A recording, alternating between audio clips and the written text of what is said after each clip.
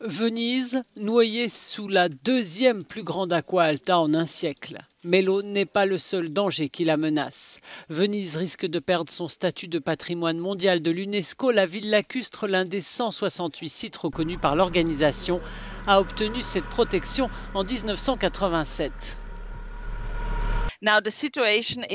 Aujourd'hui, la situation à Venise est dramatique. Nous envoyons une mission en janvier pour faire un examen.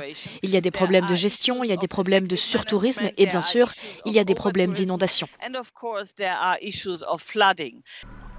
Depuis 2017, l'UNESCO a entamé une enquête pour inclure Venise dans sa liste noire. La ville a évité le déclassement, mais la situation est toujours sur la table à l'UNESCO. Il y a eu une discussion sur l'inscription de Venise sur la liste du patrimoine mondial en péril. Mais il s'agit d'une décision du comité intergouvernemental du patrimoine mondial qui se fonde sur des critères très clairs pour justifier l'inscription d'un site sur la liste du patrimoine mondial en péril. Venise se bat maintenant pour ne pas couler. La marée, qui a récemment atteint un niveau record de 1,87 m, est la menace récurrente sur laquelle l'UNESCO se penche aussi.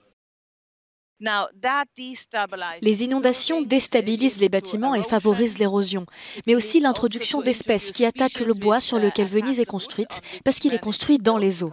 Cela a des impacts sur l'écosystème de la lagune, donc c'est une myriade de problèmes qui doivent être traités et je pense que nous devons le faire conjointement.